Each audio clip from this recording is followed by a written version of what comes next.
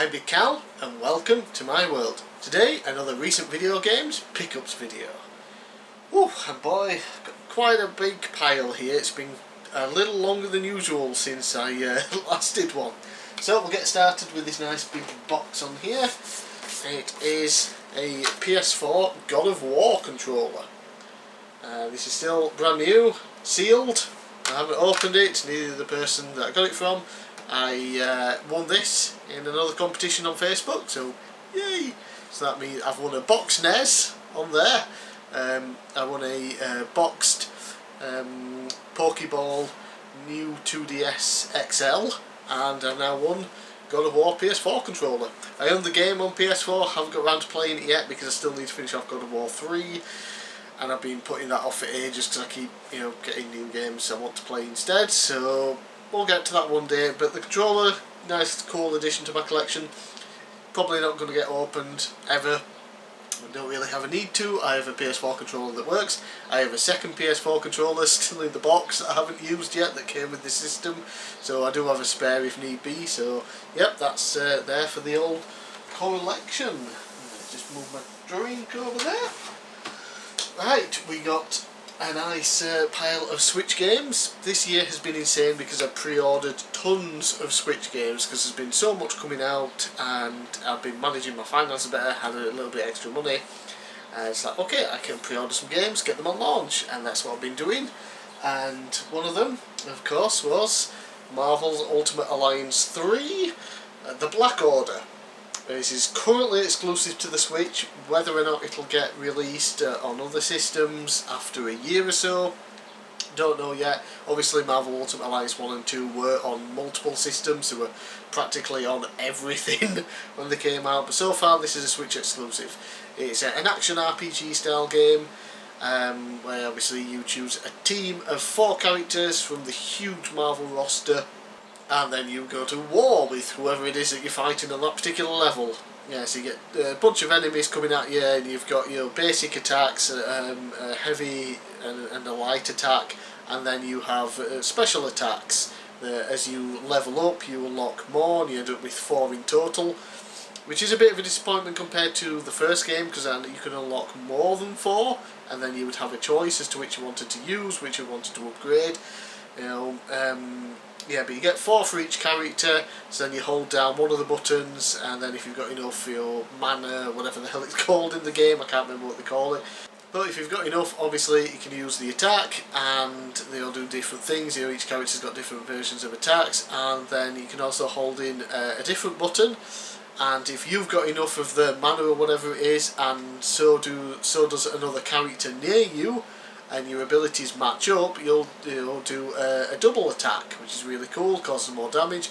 And then of course you have another meter, and if that's full and so is everyone else on your team, you press in 2 buttons at once, to the shoulder buttons, and if you press it in, if you keep pressing it in until every character selected, you'll do a special 4-way blast attack thingy where everyone just does, and it just causes insane damage. So obviously in this game the story is with Thanos and the Infinity Gauntlet and the Infinity Stones. We know that. There is a couple of twists here and there.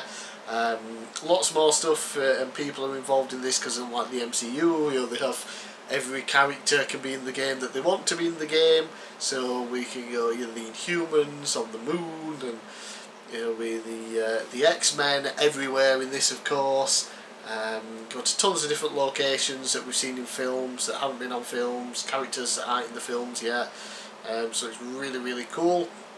Had a ton of fun with it, gone through the game, completed it. There's lots of little side missions you can do to level up some more, to unlock characters. I haven't unlocked Thanos because he's like the last dude you can unlock, and it takes bloody ages. I can't be asked to level up that high. The last one I unlocked was Magneto, and he's really fun to play as. So while this is definitely a very good and very fun game, it still doesn't beat out the first one for me. It seems similar to the second one in that they dumb a lot of it down. It's not as in-depth. Like I said, you don't have as many moves that you can select between, you don't have as much control over your abilities upgrading and things like that. There is this weird crystal system that you can use now to get extra stats and things, and there's a skill tree which levels up everybody's abilities on your team, so you can get like 50% vitality for your health and things like that, stamina, which I think is what's used to do special moves, things like that. Yeah, so pretty good. I would recommend it. Maybe not quite at full price if you're not that bothered, but yeah, it's a fun game, and I am looking forward to the DLC characters that are coming out, but you have to buy all 3 pieces of DLC at once. You can't buy them individually, which is a big shame, and I am wondering what more is added other than just characters. Is there another story mission, or is it just these side missions that you can do? So we'll see about that before I purchase the DLC. Dragon Quest Builders 2, picked up the Switch version because I owned the first one on Switch. Fantastic. It's Minecraft but with a purpose. You know, lots of building and crafting. You've got the big Dragon Quest world and the story. I want to say a lot of it's based on Dragon Quest 2, some of the characters and things. I can't quite remember, but yeah, really, really good. So much improved over the original game. It is insane. For starters, you don't just have this tiny square to build on where everything that you do has to be built in that location for it to count. Here, pretty much build anything you want anywhere. That's really cool. And in between the chapters, you've got an island of your own that you can build on and things. And when you finish the main game, the main story, you then just have access to this island to do what you want with it, to build what you want. You can you invite people over from the story, and you can go to these smaller islands, and if you find all the items on the island, that's where you unlock like unlimited resources for certain things like gold and silver, grass and whatnot, which really helps obviously with building. So you get those, you can find cool items, find people, bring them over, they do different things. You've got farmers, you've got bartenders, things like that. They'll ask you to build rooms and things. You can get mini medals, and yeah, it's really cool. There's a lot of content and a lot of stuff to do after the main quest, which is really cool. And of course there is some DLC as well, so I probably will pick up the DLC, but probably when it goes on offer, just because it's mainly just a bunch of like resource packs. We can build like aquariums, or you can build like spas from Dragon Quest 11. Yeah, so fantastic game. I've put in about 80 hours into this. It's amazing. I love it. Next for the Switch is a game that didn't come out this year, but finally picked it up. I've been after this one for a while. It's Mario plus Rabbids Kingdom Battle, except I have the Gold Edition. It comes with all the DLC from Donkey Kong and things like that. This was going cheap apparently in Tesco for a tenner. I don't think it was the Gold Edition at the time that was that price, but I couldn't get hold of it in any Tesco's near me, so I was thinking, I'm probably not going to get it. I remember last year during Black Friday sales, the Gold Edition was down to £25, and I didn't buy it because I thought I might have got it as a Christmas present, but I never did, and I was like, I always regret not paying that for it. Seller on Facebook, £22, brand new, sealed, included the shipping. Yeah, so bargain for all the DLC with it. I'm 75% of the way through the main story. I am absolutely loving this. It's like XCOM, but with Mario and Rabbids characters. Really fun. Lots of cool customization with the characters and weapons and what they do, and building your team up. Different team members for different battles. Really good stuff. Having a lot of fun with it. One of the boss battles is one of the most entertaining bosses I have seen in a long time. Anyone who's played it probably knows which one I'm talking about. Yeah, so I'm 75% through the main game, and I've got the Donkey Kong DLC to play, so very much looking forward to that. Then another game that didn't come out this year, this one was also on sale at Tesco. It was down to £7.50, and I was able to get it thanks to my mate Tom, who works at Tesco, and he got a copy for himself as well, because why not for that price.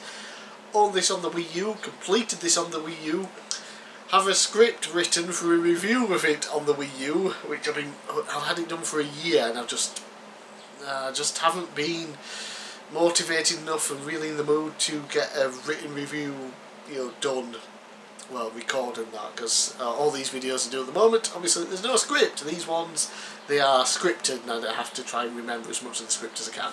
Anyway, the game is Captain Toad Treasure Tracker. Absolutely love this on the Wii U, so for $7.50 I thought I'll get it on the Switch. It's got some exclusive levels based on Super Mario Odyssey, and plus there's some DLC, and I always thought the DLC was a bit overpriced for what it is, but since I've only paid $7.50 for the core game, I don't mind paying it for the DLC, which I will eventually get. I did have some issues with this though on the Switch. The Wii U version obviously has levels based on levels in Super Mario 3D World. And I'm not talking about the bonus ones that you unlock that are literally just the 3D World levels where you just sort of walk around them, there's not really anything to them. It's nice that they're there, but there's no point. I'm talking about actual Captain Toad levels, proper levels that are based on the designs in 3D World. Those were obviously removed for this and replaced with Odyssey levels. So I was thinking, hey, I'll play through the game, and there'll be the Odyssey levels scattered throughout like they were in 3D, with the 3D World levels on the Wii U. No, they simply took out the 3D World levels, and the only way to play the Odyssey levels is to finish the main game. So I had to play through the entire game a second time here on the Switch just to play the Odyssey levels.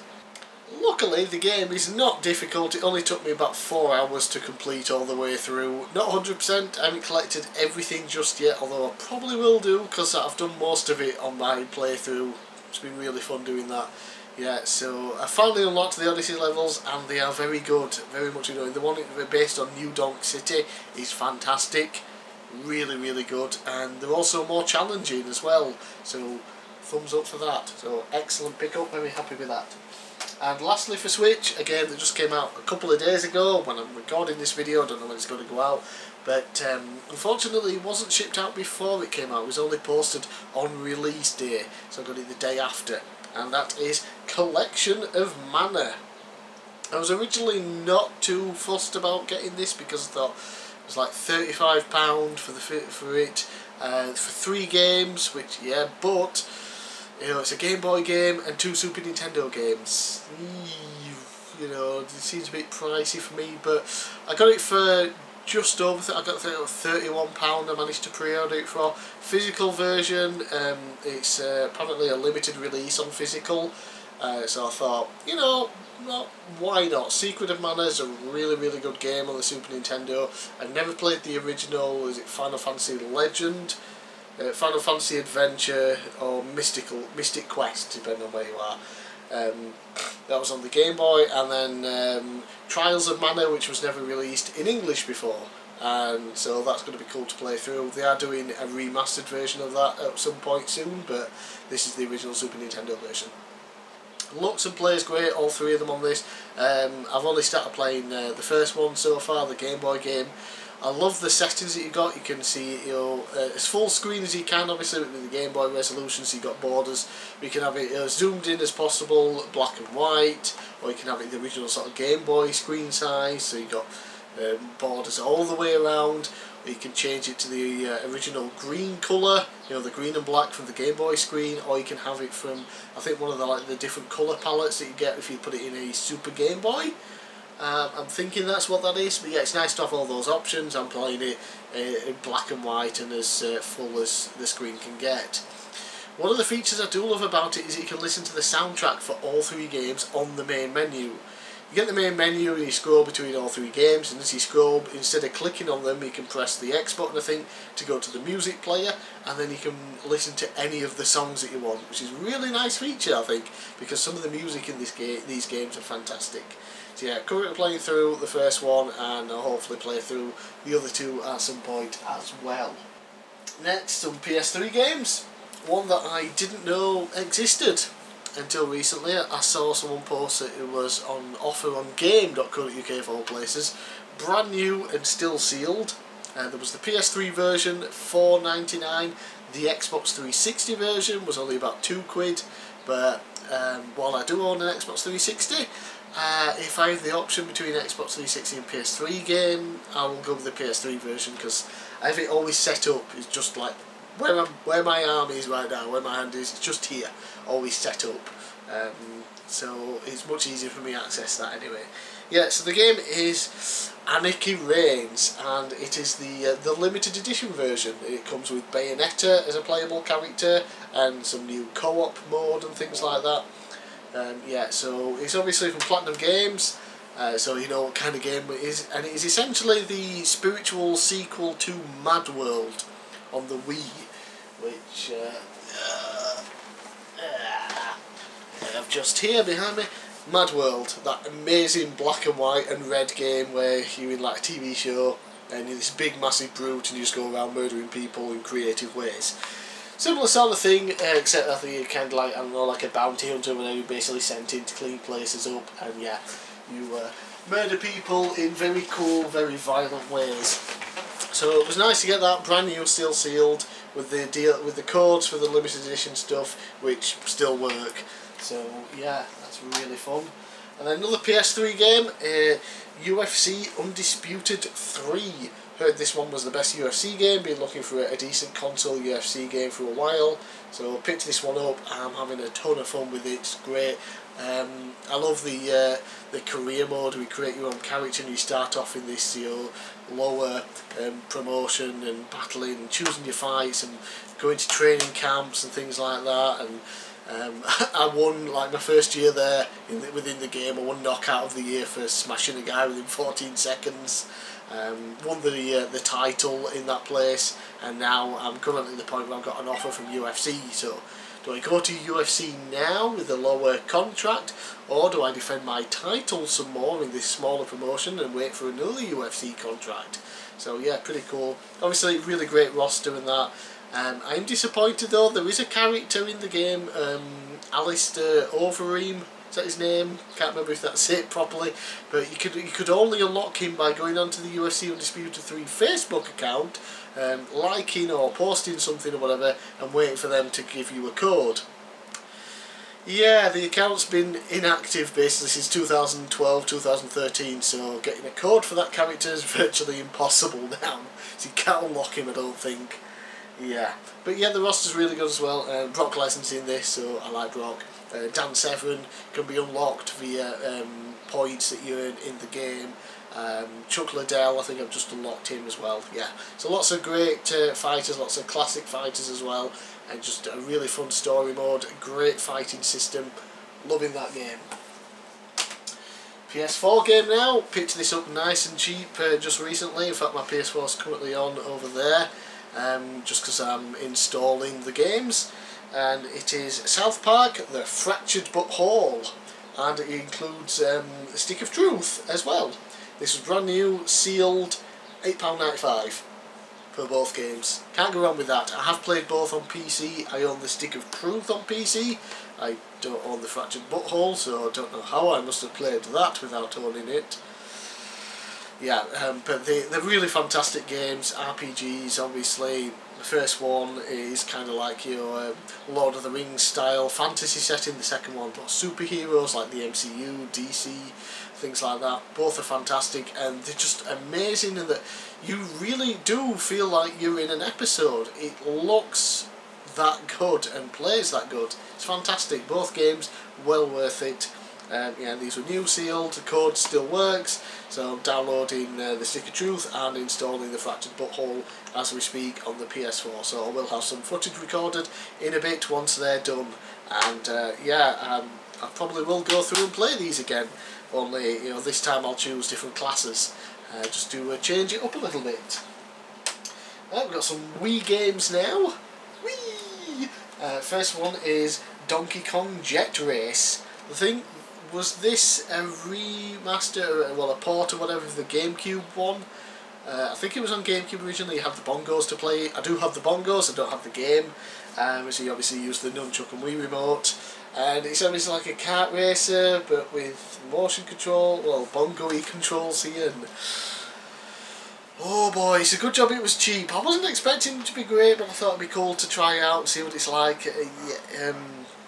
Yeah, it's not very good. It doesn't really control very well, but I own it, so that's that. Next, really good 2D platformer, looks fantastic, as well as Wario Land The Shake Dimension. The Completionist did a video on this recently, and it's like reminded me that I don't own the game and it looks really cool. It's still cheap. I'm gonna buy it now before it goes up in price. Yeah, so really cool 2D design. Kind of looks like I don't know, like a watercolour painting or something like that. Yeah, it's really cool, and it wasn't until I started playing it that so they've got the information on the back.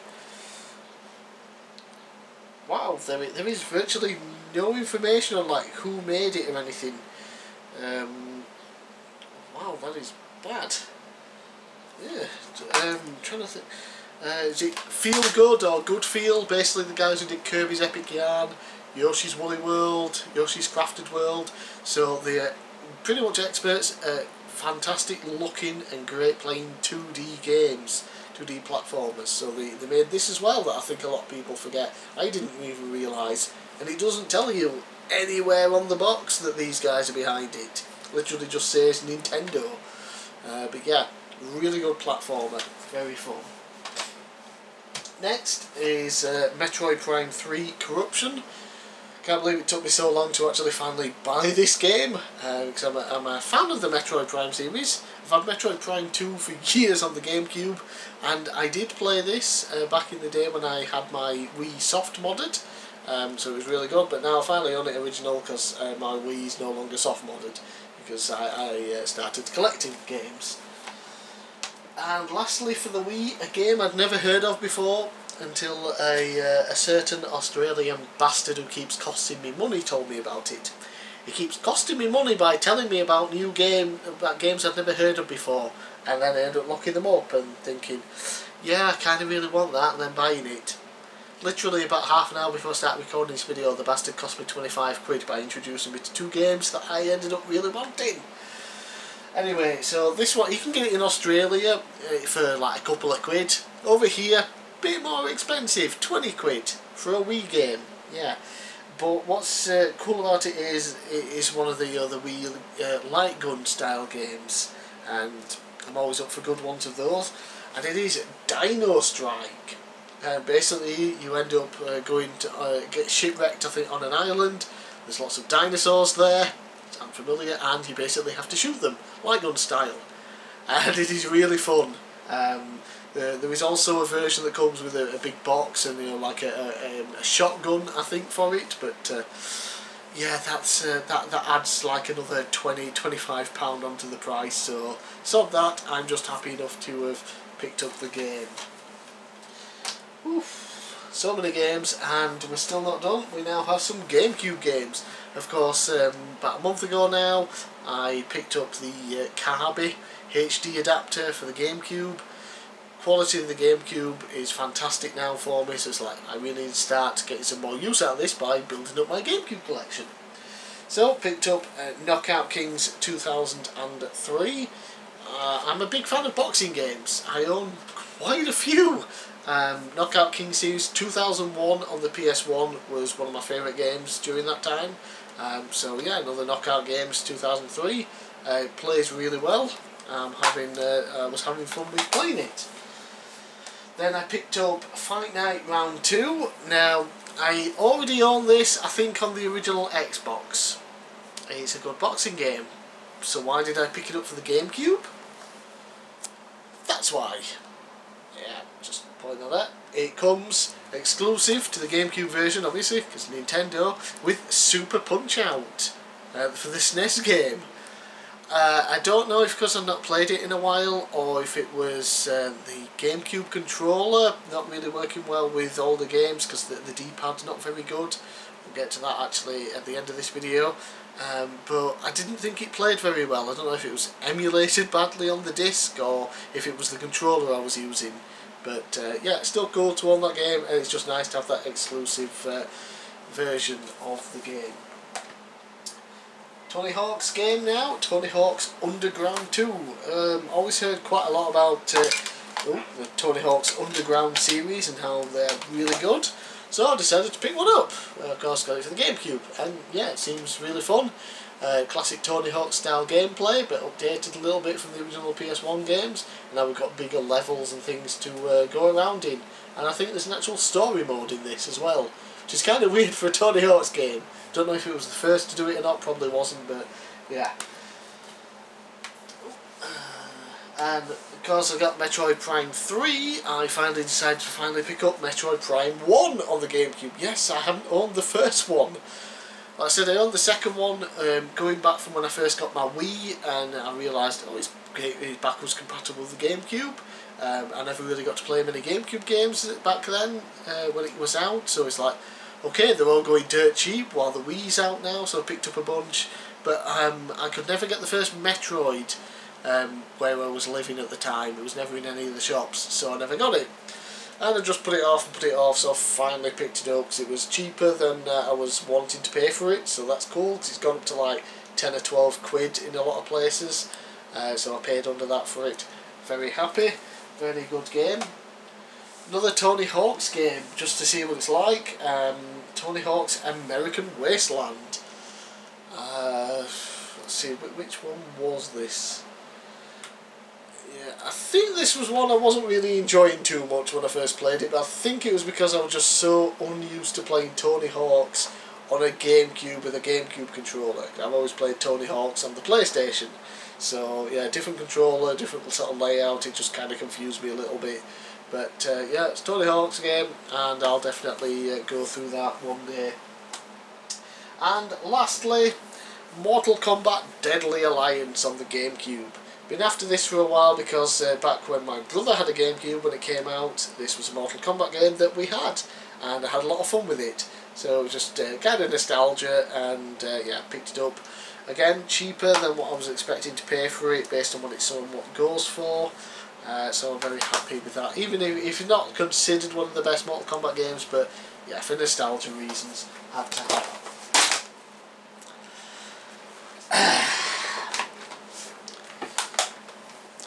For nostalgia reasons, I had to have it.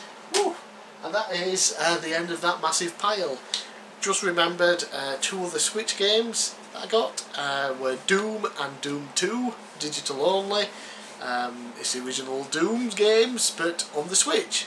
And they look, run and play fantastic as far as I'm concerned. I've heard, you know, there's websites that go really into deep analysis. It's like, ooh, there's 1.2 frames missing from this particular instance in the game. And ooh, the music's slower by 0.02 seconds. Nobody will ever fucking notice any of these things. I mean, it's nice that you're doing that and letting people know, but for the average player, for the most part, they're not going to notice. No, I haven't noticed. There was a bit of a fuss at the start when they first came out and you had to log in to them. Yeah, but they've removed that now, so you don't have to. And I think even when you had to log in, you could literally just put anything in the email address and password option. It didn't matter. You could put flubadub@flongdom.fliv and it would just accept anything. But yeah, they removed that now, so you don't have to put in an email and password or anything like that. It is a bit disappointing that you can't go online or anything and play multiplayer with them, but yeah, it's Doom and Doom 2 and you go around and murder things. Doom 3 is also out on it, but it costs double what the other two cost, so gonna wait for an offer because I'm a cheap bastard. Yeah. So lastly, an item that I actually forgot just to bring over, so I'll just have to just go off camera here. Still here, don't leave, oh shit, drop something, it's okay, and I'm back. Yeah, so I mentioned earlier that the GameCube D-pad, not really the best, especially for older games, and playing Game Boy, Game Boy Color and Game Boy Advance games through the Game Boy player on the GameCube, which I like doing, is not sometimes the best because the D-pad does kind of suck on the GameCube controller. So I bought this, and of course people who do know what this is, yep, you connect it to your Game Boy Advance like that, and then obviously it connects to the GameCube through the controller port, and as long as you've got batteries or whatever in here and they work, you can use this as a controller for your Game Boy, Game Boy Color and Game Boy Advance games, and it makes playing them so much nicer. It's just a much better controller for those type of games than the GameCube controller. The GameCube controller, one of the best controllers ever in my opinion, with the exception of the D-pad. but it works wonderful for the GameCube games. So playing all the games, highly recommend one of these cables if you already have a Game Boy Advance, of course. Hook it up and get playing, and it's fantastic. Whew, so we are finally done. I'm bigcal, thanks for watching. Let me know down in the comments below what you thought of my game pickups.